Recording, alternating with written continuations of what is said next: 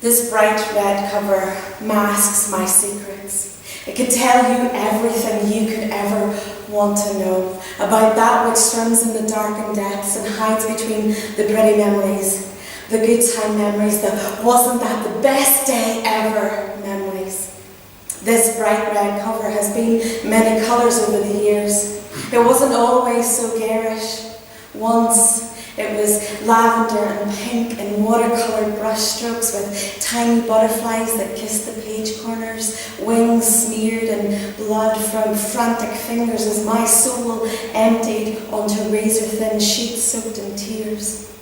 My dearest darling, I lie here dead inside. My world is crashing.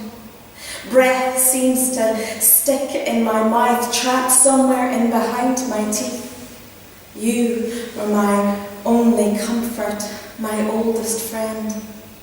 I remember when you dressed yourself in pretty maps and symbols of all the places I longed to be, with stamps and metal corners and elastic to keep your pages held together tight, and my words scribbled in drug-fogged hazy letters as I recounted the pain of needles and scalpels that scraped at my skin and tore me apart at the seams. When you were bold in striped pajamas and I was a prisoner trapped in my own mind, lost in a panic of not wanting to feel the world around me, one foot firmly on the ground, the other lost somewhere in between my imagination and the numbing nonsense of pink cloud frosted nothingness that came in white circles swallowed down with milk to make them stay. Warm wool spreading under my skin in a blanket of bliss, and we dreamt up new places to be. When we lay naked under the stars, curled up between the suitcase of forgotten dreams and the box that holds the picture-perfect memories of the things I can't recall, you let me whisper stories onto your pages of the people we will yet to meet and the places we will someday see. Watching rain fall like words from my pen onto water-soaked grass, steeped in the decomposing debris of all my brokenness, new shoots straining to reach the sunlight, bathed in the warmth of newness. You were always there, and always will be.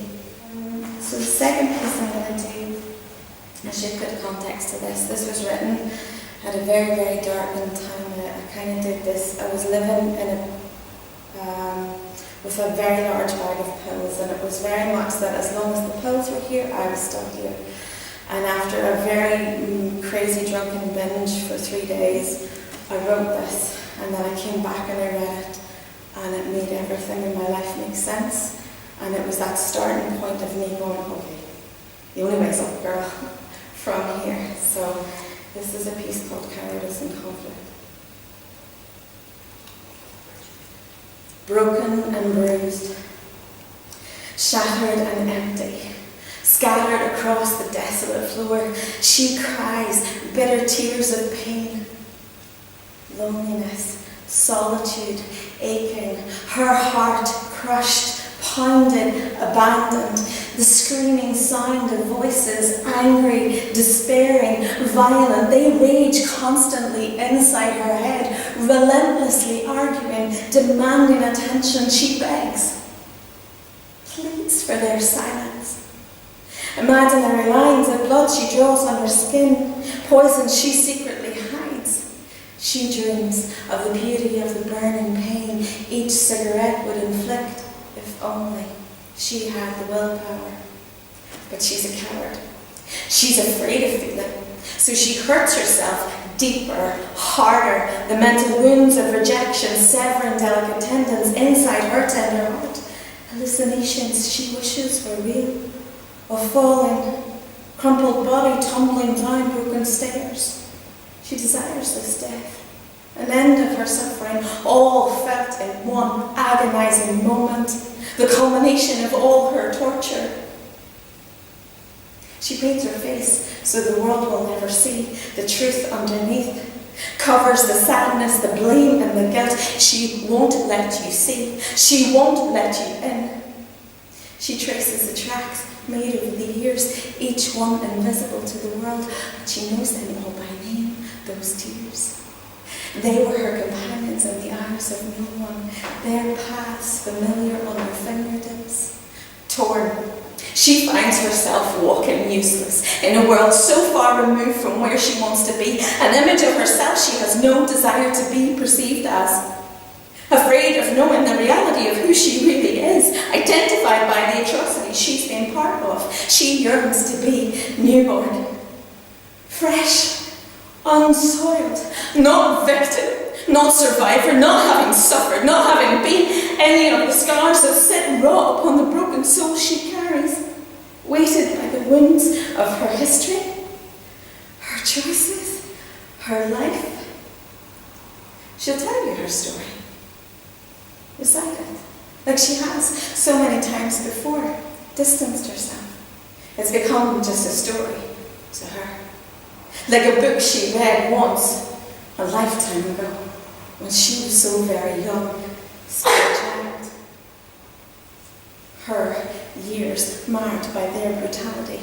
You look at her, sit in judgment of her for all the wrong she made, the right she could have, and all the bullshit in between, with tea and sympathy that are neither wanted nor welcomed, hostile. She doesn't want understanding from you. For that, she has to admit to herself what she really feels. This coward doesn't want those cigarette burns. They reach deeper than the skin, sear the soul, the psyche, and she won't let them in. So she'll pretend to you and the world that she has healed, that he did no damage of lasting value. His violation was inconsequential. Sure, it was tough, but we all have those days, the bad ones, the awful ones, what doesn't kill you and all that fucked up nonsense, the lies we spin, but she wishes it had killed her completely. And so she sits in a world numbed by the fistfuls of medication she'll tell you she takes to quiet those headaches, lost in emotional vacancy. It's simply safer that way. When women get together around a kitchen table with a pot of tea, magic happens. It's ineffable. And unless you're a woman and you've been around a kitchen table with a lot of women, you'll not understand it ever. But I hope I captured this. I've had the pleasure over the last year of sitting around many tables with many different women and listening to their stories, and it's been a joy. So this is to all of the women that I've ever broken bread with. This is for them. It's called the kitchen table.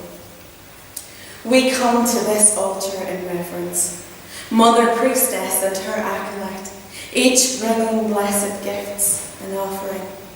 I'll carry the teapot, you the milk jug, sugar bowl. We gather cups for communion, warm biscuits crafted from your hands and mine, through love, with love, in the unity of sisterly spirit, with ginger-scented oblations whose incense sanctifies our breaking of bread. Triple goddess, you, maiden, I, mother, those before us, our own Tristygian, holy, holy, holy. This sacred space is ours. We exchange wisdom, pass down secrets, the casting of ancient spells, legends of our foremothers, the folklore of women, champions of our cause. We laugh loudly, snort and eat together. This is the place of our stories. This is the place of magic, women magic. This place will not be silent. This place will not ask us to hush, to be small. We sit with feet on chairs, knees folded up beneath us. This place is heart. We shed tears of compassion and condolence together, solitary.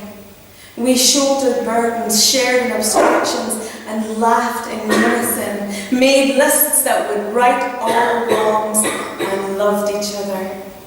This is the place we come back to. This place is home, as it was in the beginning.